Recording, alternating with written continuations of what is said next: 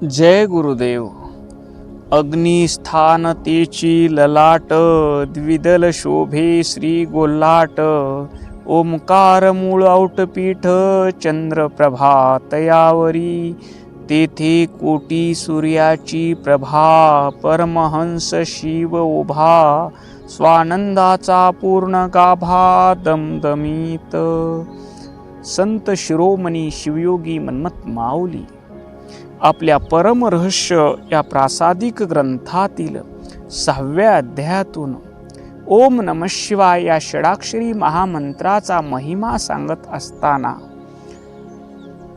या षडाक्षरी महामंत्राच्या जपानं मानवी देहातील 6 ऊर्जा केंद्र, ज्याला अध्यात्मामध्ये चक्र म्हणतात, मूलाधार चक्रावर न अक्षराचा जप केल्याने मानवी जीवन अध्यात्माकडे कसं वळतं. स्वादिष्टान चक्रावर मकाराचा जप, मणिपूर चक्रावर शिकाराचा जप, अनाहत चक्रावर वा या अक्षराचा जप आणि विशुद्धी चक्रावर य अक्षराचा जप आणि आज्ञा चक्रावर ओंकाराचा जप. या जपामुळं माणूस जीवभावातून शिवभावाकडे कसा जातो. सद्गुरुनाथानं दिलेला मंत्र मानवाचा महादेव कसा करतं, त्याची आध्यात्मिक प्रगती कसं करतं, हे विज्ञान माऊलींनी आपल्या अनुभवातून येथे दिलेलं आहे. प्रस्तुत ओवी परमरहस्य ग्रंथातील 6व्या अध्यायातील 97 आणि 98 क्रमांकाची आहे. तर माऊली या ठिकाणी म्हणतात की आज्ञाचक्र म्हणजे दोन्ही भोयाच्या मध्ये, तिथं साधक पोहोचल्यानंतर साधनेच्या बळावर त्याचा अनुभव काय असतो, अंतिम साक्षात्काराचं विलोभनीय स्वरूप जे शब्दात मांडता येत नाही, पण माऊलीनं ते वर्णन आपल्यासाठी शब्द रूपात ब्रह्म आणून उभं केलेलं आहे. हे स्थान म्हणजे द्वैताकडून अद्वैताकडे जाण्याचा शेवटचा दरवाजा आहे. या दोन्ही ओव्यातील प्रत्येक शब्द म्हणजे आत्मानुभूतीचा आहे. शब्दाला ब्रह्मस्वरूपाला शब्दात माऊलीनं आपल्या प्रतिभेनं आणलेलं आहे. माऊली म्हणतात अग्निस्थान तेची ललाट. कपाळाच्या मध्यभागी अर्थात दोन्ही भोवयाच्या मध्ये जेथे आपण कुंकुम लावतो, स्त्रिया टिकली गंध लावतात, त्या स्थानाला ललाट म्हणतात. अग्निस्थान म्हणण्याचे कारण काय? मूलाधार चक्रापासून विशुद्धी चक्रापर्यंत शुद्ध होऊन आलेली ऊर्जा या आज्ञा चक्रात आल्याने प्रखर तेजाच्या रूपामध्ये एकवटते. तेथे जो अग्नी आहे, तो अग्नी आपला उरला सुरला अहंकार आणि अज्ञान जाळून टाकतो. अहंकार एवढा चिकट असतो, जसं एखाद्या सुगंधानं अत्तरानं भरलेलं भांड, एखाद्या स्टीलच्या भांड्यात आपण अत्तर काढलं, सुगंधित द्रव काढला, तो कितीही घासला तरीही त्याचा सुगंध तो सोडत नाही ते भांड. तसा अहंकार विशुद्धी चक्रापर्यंत शुद्ध करत करत आला तरी थोडा बहुत अहंकार मीपणा असतोच. तो अहंकार या आज्ञाचक्रात पोहोचल्यानंतर जळून जातो. म्हणून माऊली याला अग्निस्थान म्हणतात. पुढं म्हणतात द्विदल शोभे श्री गोल्लाट. या आज्ञाचक्राला द्विदल म्हणजे 2 पाकळ्याचं कमळ म्हटलं आहे. या 2 पाकळ्या काय आहेत? ह आणि क्ष या 2 अक्षराचं प्रतीक आहेत, जे शिव आणि शक्तीचं प्रतीक आहे. ह म्हणजे शिव आणि क्ष म्हणजे शक्ती, मी म्हणजे ह आणि विश्व म्हणजे क्ष, ह्या जो द्वैत भाव असतो, ईश्वर शिव जो आत्मशक्तीने विश्वरूपात नटलेला आहे, पण मायेमुळं अज्ञानात येतो, जीव भावात येतो आणि मी वेगळा आणि हे विश्व वेगळं समजू लागतो.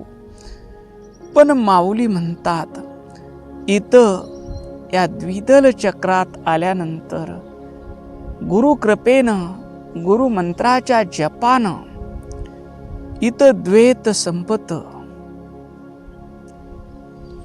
आणि अद्वैताची प्राप्ती होते. मीच विश्वरूपानं नटलेला परमात्मा आहे या सत्याची अनुभूती येते. श्री गोल्हाट हे या स्थानाचं तांत्रिक नाव आहे, जे ब्रह्मरंध्राच्या जवळ असलेलं एक अत्यंत पवित्र मंडल आहे.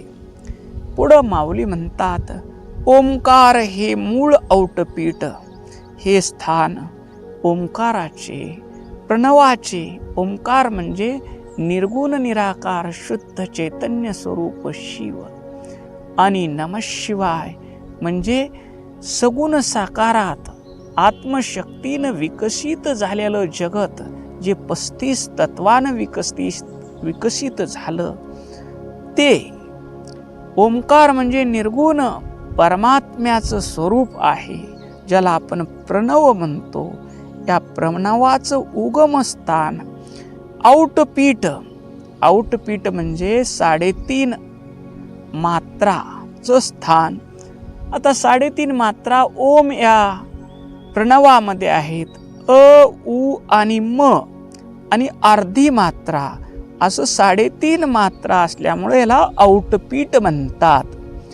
कुंडलिनी शक्ती 3.5 वेटोळे घालून असते, तिचं अंतिम विलीनीकरण जी मूलाधारापासून निघालेली असते ती या ओंकार औटपीठामध्ये विलीन होते.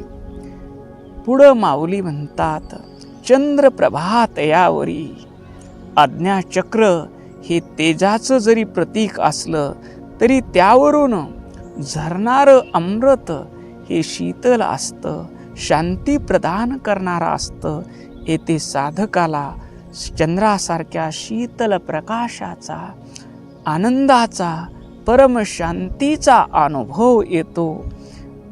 पुढं माऊली म्हणतात, साक्षात्काराचा अनुभव सांगताना तिथं मला काय अनुभूती आली, तेथे कोटी सूर्याची प्रभा, जेव्हा आज्ञाचक्र हे ऊर्जा केंद्र पूर्णपणे उघडतं, तेव्हा साधकाला केवळ एक सूर्य नाही तर कोटी सूर्याचं तेज एकाच वेळी प्रकट झालेला अनुभव येतं.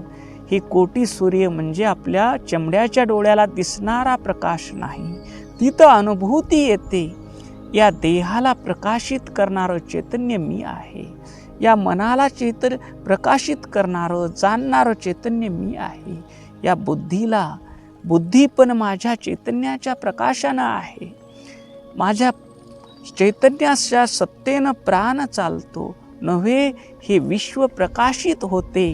चंद्र सूर्य विश्वाची पर्जन्यवृष्टी, विश्वाचं चलन वलन माझ्या आत्मप्रकाशानं होतं, माझ्या प्रकाशानं विश्व प्रकाशतं.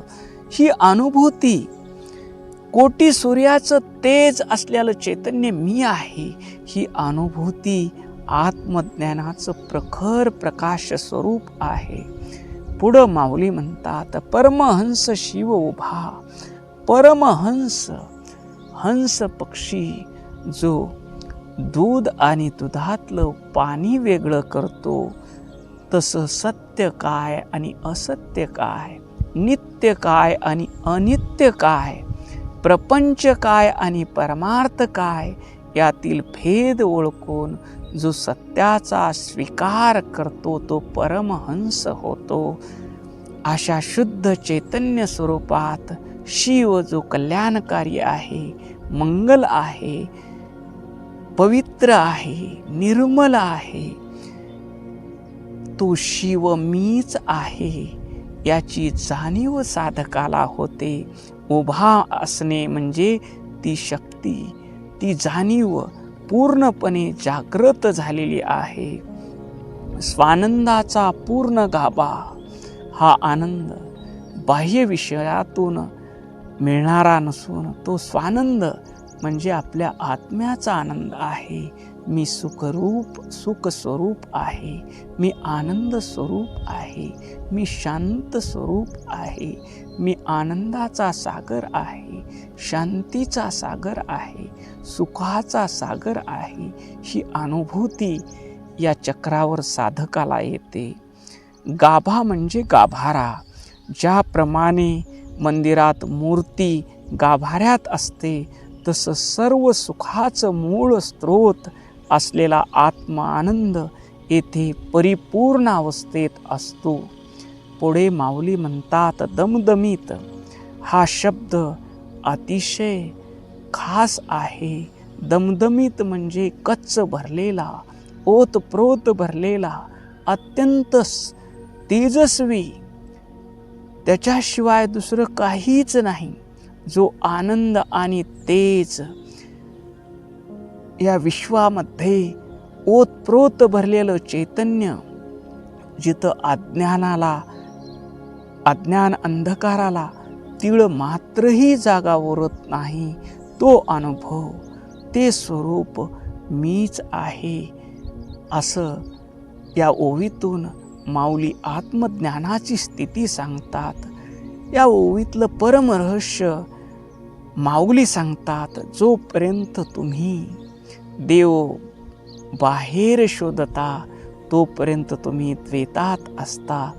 पण जेव्हा तुम्ही सद्गुरूनं दिलेलं ओम नमः शिवाय या मंत्राचा भाव समजून घेऊन, त्या प्रत्येक अक्षराचा भाव ठेवून, या षटचक्र विज्ञानात सांगितल्याप्रमाणे तुम्ही जप करता आणि तुम्ही अंतरंगातील या मूलाधार चक्रापासून आज्ञा चक्रापर्यंतच्या या अंतरंग प्रवासात पोहोचता, तेव्हा तुम्हाला समजते की कोटी सूर्याचं तेज असलेला तो शिव मीच आहे, मी स्वानंदाचा गाभा आहे.